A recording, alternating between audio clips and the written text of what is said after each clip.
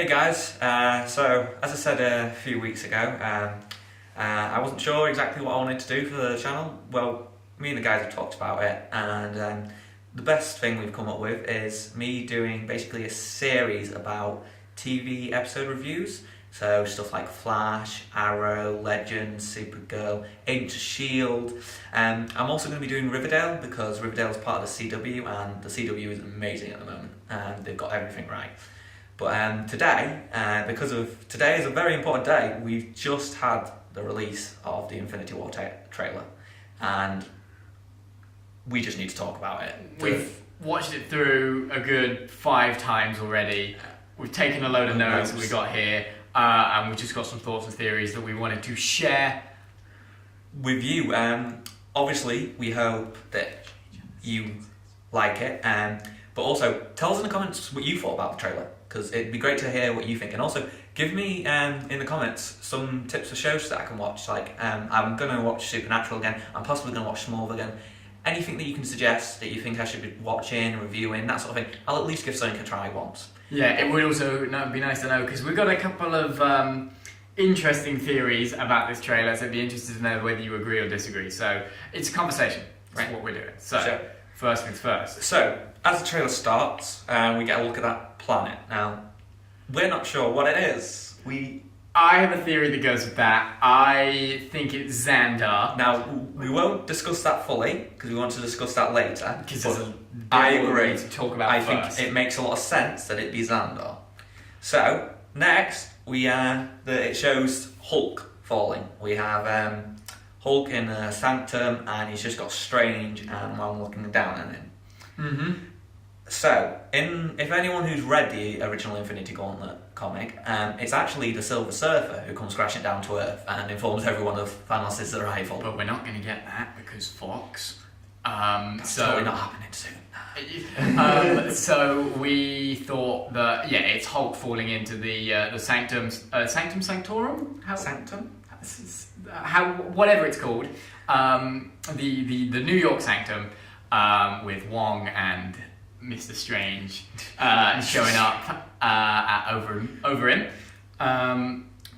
and that should be interesting because you're going to have these two characters who know of the threats of the Avengers and how much destruction the Hulk can cause, and he just crashed basically into their front room.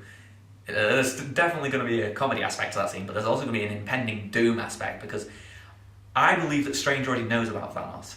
There's something about like his recollection, his knowledge of the Infinity Stones and the Sanctum's knowledge. It makes sense if he knows, in a sense, who Thanos is. So if you just have Hulk crashing down and he's like, crap, Thanos, immediately that's going to spark something in Strange or Wong's head, and they're going to try banding all the other people. Which brings us on to the fact, how does Tony Stark get there? We were talking, and we think a tracker of some description, potentially in the Hulk, or a sort of gamma radiation detection sphere of some kind, which is why he shows up at the Sanctum, and you've got all 4 of them there. Which only works on Earth. Like, a lot of people would say, he's scanning Earth, because as far as they're aware, he's on it somewhere. Next, a scene that I'm sure everybody is a bit not sure about. Vision has skin. Yeah, that was a little bit weird. Well, me personally, I think that that's not real. I think that that is a dream. And I think that that possibly could be Thanos messing with the Reality Stone to mess with the Avengers, and that's... And we have already seen a little hint of romance between him and Scarlet Witch in Civil War. So it could be either of them. It could be what Scarlet Witch wants, or it could be what he wants. We don't know. Will Vision be alive at that point? Yeah, that's going to be a bit of a shock. Yeah. Then, of course, we get a shot of Bruce in Wakanda with a Hulkbuster arm. Hulkbuster 2.0. It was the thing I was most excited for in Ultron. It's the most famous fight, I would say, in the comic books. Yeah. Excluding a fight with Thanos, is Hulk versus Hulkbuster. So to see the souped up, you could argue bleeding edge Hulkbuster. Yes. It's very cool, and like obviously later on in the trailer we get to see the new Hulkbuster. But the fact that Bruce is working on it, it shows that he's he worked on the first one, didn't he? Yeah, but it shows that he's been there for a while. Yeah. He's been in Wakanda for a while. Yeah, it might be a time lapse because he's just there and he suddenly looks all smart, and then it cuts to Scarlett Johansson, and it's a bit like, okay, how long have they been in Wakanda? Which is once again another point we'd like to talk about later on. So next up is the scene where you get Spidey on the bus. Spidey sense. Now, it's something that people have been questioning a lot recently. They've been like, oh, is Spidey sense in it? Because it wasn't in Homecoming. Well, it was already in Civil War. You see, when Spider-Man dodged what Winter Soldier threw at him, that was because he knew it was coming. And the only reason he knew that was coming was because of his Spidey sense. But the reason he reacts so bigly is because it's such a global threat. So that basically, he feels this oncoming thing, and it's like, think of like, you know when someone walks over your grave? Imagine that, but 100 times worse. Yeah, and I think they're just trying to be a little more subtle with Spidey sense. Like, it's kind of always been there, but they don't want to like broadcast it like on the cartoons where he goes, "Oh, my Spidey sense is tingling." Then of course, that weird weird disc spinning around in the portal. Maybe it could be like, unless it's a bit like, you know, those the big Chitauri ships that they fought in the first one. It's an advanced version of that. You know, the one. Yeah. Because it clearly expands, and then you see Spidey fighting it later in the trailer or running on it. That was something that was it was just one of those unexpected things. Like, we kind of knew we were going to see certain things. You know, we knew we were going to see Spidey and Iron Man and Thanos, but that was one of those unexpected. Well, what is this? So I don't think we'll see any more of that until the film. And then there's a scene that I was really interested in, and it might just be because of Tom Hiddleston's acting in it, but the scene with Loki holding the Tesseract. Oh my god! Okay, so this begins the sort of Xandar theory. So we see in the trailer Thanos. The only time we see him with stones in the gauntlet is when he's got the purple and the blue stone, which is the Tesseract and the Power Gem. So our theory is that the planet at the beginning is Xandar. Now, it doesn't look like Xandar, but there's nothing to say that Thanos hasn't gone to Xandar, gotten the stone, destroyed Xandar, and we're kind of secretly hoping that births Nova, but they haven't said anything about that, nor have we seen anything. But it would make sense because they have said that there's supposed to be, 63? Yeah, something like that. And that's a lot. And then, if you count it, there's about 30 or 40. Now, obviously, you've got like people like from the Guardians, you've got people that are Asgardians. Didn't even think about that before, Guardians, Asgardians. But they're going to have to add the numbers up somehow, whether that's bringing people back from the dead, totally not doing that, Marvel aren't known for that, or bringing in new people like Nova, which would be very interesting because in the comics, actually, the reason Nova comes about is because he's not there when the Nova Corps gets destroyed.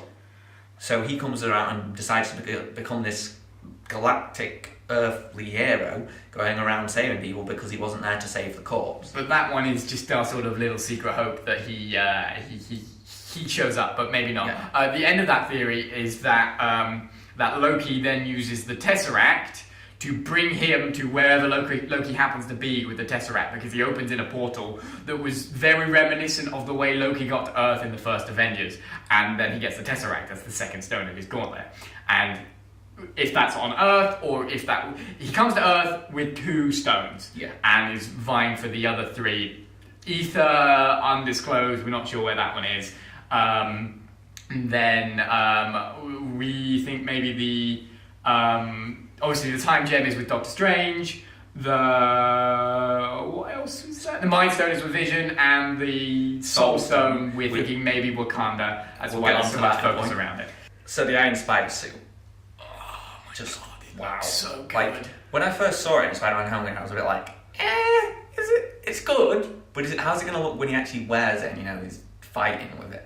But it looks really good, and I really hope that they do the retractable arms. Yeah, maybe. We watched it with Nikolai and Sam, and Sam said that he would like a little bit more gold on the crest. I think maybe that's down to... I think the CGI is not quite complete and things maybe like that. When there's more gold on the legs themselves when they expand, which is where the gold will come from, because in the comics and in multiple animated series, that's where the main bit of gold is. Then Hulk does a cap. Hulk does a... Did I say Hulk does a cap? Oh no, Thor does a cap. That's what it's meant to be. So Thor has a shot where he's doing exactly what Cap did in Civil War with the helicopter in the building. I actually had a thought about that. So we were gonna... Well, it was going to be a point that we talked about later, but I don't think that is him holding the ship together. I think that's him holding a point where the Guardians and Thor are trying to find the ether before Thanos, which we'll talk about later on. And the other theory is that he's potentially is right at the beginning, and we have a sort of scene where the Asgardian ship is being... Spoilers for Thor Ragnarok, but you should have seen it by now if you're watching the Infinity War trailer. We have him trying to effectively hold the ship together so that he can get his Asgardians to safety, which might have been who Loki was stepping through to get the Tesseract. Marvel just loved that shot. Yeah, Spidey did it as well. Then we have, oh my god, the new design. I don't know whether it is the Chitauri or whether it's one of the Black Order, whatever it is, but they look cool. Yeah, the sort of aliens that Black Panther was fighting. There's that shot of Black Panther fighting that four-armed alien. And it looks like Chitauri, but it looks like an upgraded version, so it could be a member of the Black Order. I don't know the Black Order very well. It'd be worth doing a little bit of research on. We'll have to look into it could be a Black Order guy that Black Panther was fighting, or just a sort of... Yeah, which if it is, the Avengers are going to have a lot on their hands, because he was putting up quite a good fight against Black Panther, and that's saying something. Then we have Spidey versus Thanos. Oh, I mean, it was such a short clip in the grand scheme of the whole thing, but that's one of my favourite moments, I think, in the sort of Thanos lore, is him taking on Spidey and kicking his ass. The thing is, Spidey's going to get his ass handed to him so much, like, if you took any of the other original Avengers, they might even last longer. And I know a lot of people don't think Hawkeye and Black Widow are good, but they're technically more trained than Spider-Man. They have actual training. Now, yes, you can say that Spider-Man Homecoming and Civil War was trained, but they've actually been trained by specialists. So, like, I'm sure Hawkeye was trained by Nick Fury at one point, and Black Widow was obviously trained in the regime in Russia, but Spidey doesn't have that training. He doesn't have a training on how to fight. His is more like what he's learned over the past few years. Like, he's never fought someone of this scale before. It's going to be a bit like him fighting Thor. If he went up against Thor, it'd be worse than him. Or Hulk. Yeah, it'd be like that, and it's definitely it's going to be better than his fight versus Cap in Civil War, because back then he was nowhere near what he's at now. Pretty well. But anyway. That was a tiny little shot, but it was one of the best, I think. Then we have Vision and the Infinity Stone. Oh, that's gonna be painful. That looks harsh. Ripping the stone out. That's what they're gonna rip the stone out of his head. Vision will die. He has to. He can't. Because they won't. The thing is, they won't set it up so that Thanos doesn't get all of the stones. He just will. That is a point that I want to talk about later, but I think the majority of the film is going to be him collecting the stones. So I think that is possibly going to be a bit later than we expected. Like, at the start, I think everyone's expected that to be quite early on. I think it'll be a bit later. I think it will be sort of a big cliffhanger. I think because Avengers 4 is supposed to be... It's supposed to be it was originally a two-parter, and they just changed the titles. I don't necessarily think that's going to be any less linear. I think, though, that Vision getting the Infinity Stone taken out of his head is going to be quite later on. I think it's literally going to be before we see... Because we've not actually seen him in that fight in Wakanda. No. So it makes sense if it was just before then, and that's why he's going to Wakanda, to get the last stone. Then we have the Bleeding Edge armor. Right. Iron Man is second to Spidey in the Marvel universe as my favourite heroes. He's a Cap fan. You're going to disagreed on Civil War. I'm not the biggest Iron Man fan. Like, I respect him as a hero. I think Robert Downey Jr. is an amazing actor. He plays the role perfectly. But me personally, I don't like Iron Man. I prefer a lot more heroes. But I have to admit, the armor looks amazing. Bleeding Edge is the one thing I've been waiting for since Iron Man started, and I'm just wondering if they're gonna do if it's just inspired by Bleeding Edge armor, or if it's gonna be full on. It comes out of his skin, Bleeding Edge armor. I don't think they do full on, because I think that it'd be a bit too much at the start. Maybe in like a And possibly if they did another Iron Man movie. Because he looks like he's got the arc reactor on his back on his chest as well. So I think it's going to be more of a take on it. I don't think it's going to be the full thing. You know, a bit like how they had the Iron Man suit coming out of the war. That was just the glove. I think it would be a bit too unrealistic. That's why it's in the chest, yeah. so it can expand a bit more, and then like the helmet comes and that sort of thing. But it does look cool, and it is something that we can definitely look forward to, especially if that's part of the new Hulkbuster. Yeah, so there were similar sort of symbols. He's back to his triangle reactor as well. There were similar sort of symbols on the Hulkbuster armor that looked like it would be that. Yeah. Well, now on to Wakanda, which is a really important part of the trailer. Now, a lot of people would say that that's just because Black Panther's coming out first. Like, yeah, Black Panther comes out just before Infinity War. But it makes sense if Wakanda is actually a stakehold for the Soul Stone, which makes sense if you've seen the Black Panther trailer, which if you haven't, I suggest you go and watch it now because it looks amazing. But there's a moment in the Black Panther trailer where you see T'Challa going to the tree and speaking to his ancestors and his father, so basically all the previous kings of Wakanda. Now, it makes you wonder, is that due to the Soul Stone? Is the Soul Stone there and have somehow the Wakandans found a way to channel it just to see that, and that the king can only use it?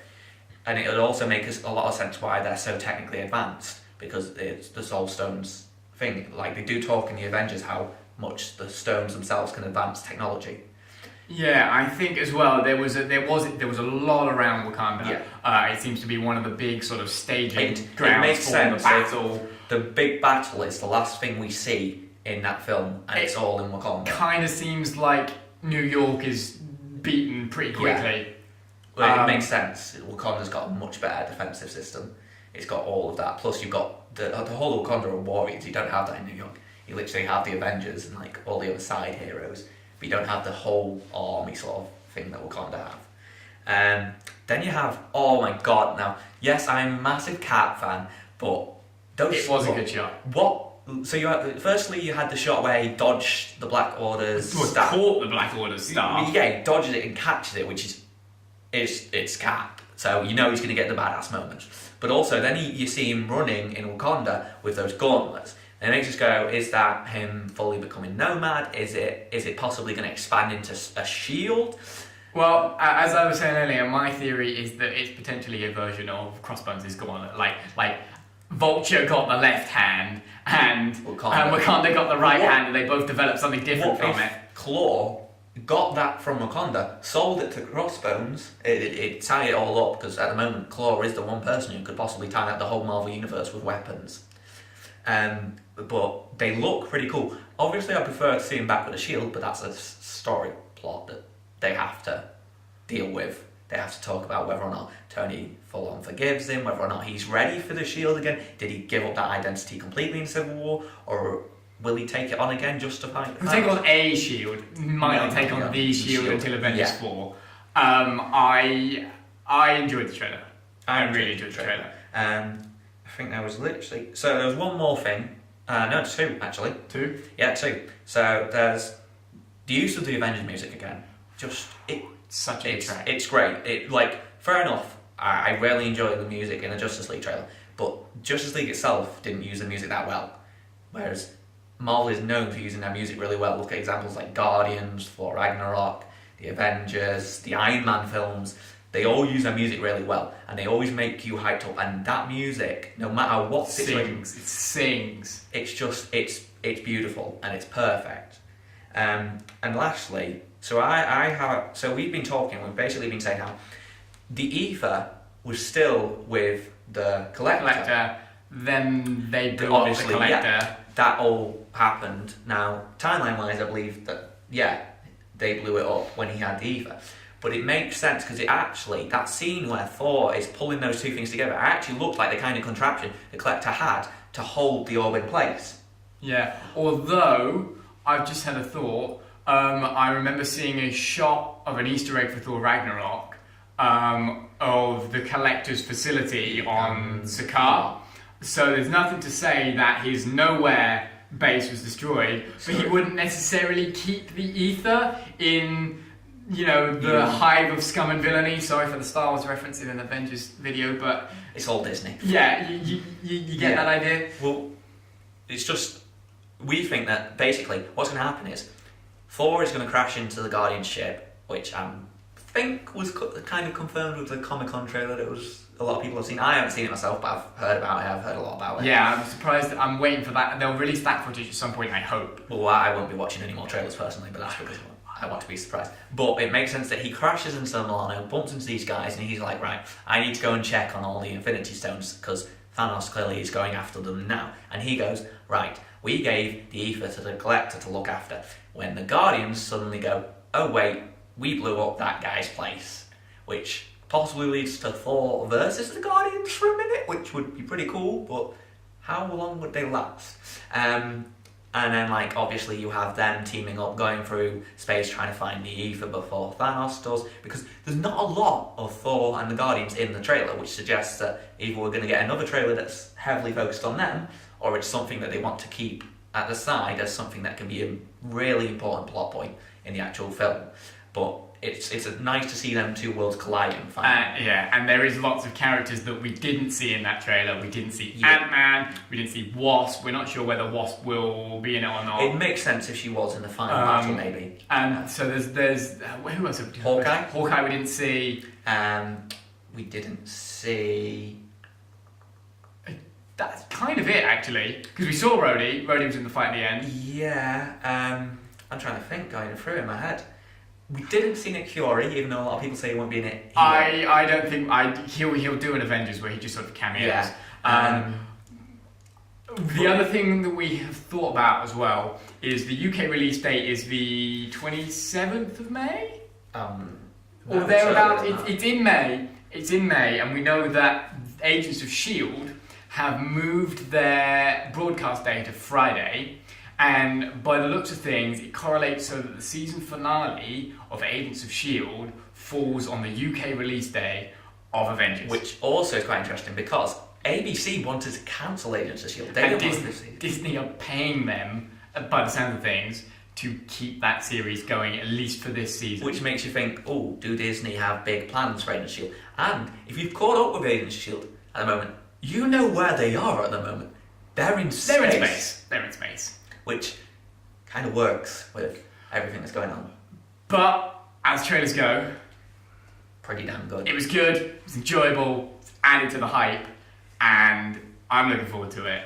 It's definitely going to be an epic movie. It'll be a midnight showing that we go and see. Oh yeah, Marvel. So that's basically all our points summed up. As we said at the start of the video, put in the comment sections what you thought about the trailer, any theories you had. Also, do please put in the comments any suggestions for TV shows for me to watch, because I'm always looking for new TV shows to watch, to review, and hopefully I can get up my... we should be doing a Crisis. Yes, that will be the next one, and we're going to do that one as a kind of a week later video, once all the sort of hype of it's died down. Not to mention they released the Infinity War trailer. It was a toss-up between Crisis on Earth X and Infinity War. Infinity War is going to be the bigger one, so we think we go with that one first, and then next week. But hopefully that will be up next week. It will be about the same kind of thing like this, but we'll be hopefully have a little bit longer to talk about it. Yeah. we could talk about each episode individually. We'll see how we go. Yeah, keep an eye on the channel, see what pops up, check out everybody else's videos. Hopefully we should be getting another one up today, with some gaming with me, Luke, Sam, and Nikolai. But yeah, thanks for watching. Hope you enjoyed it. See you later. See you later.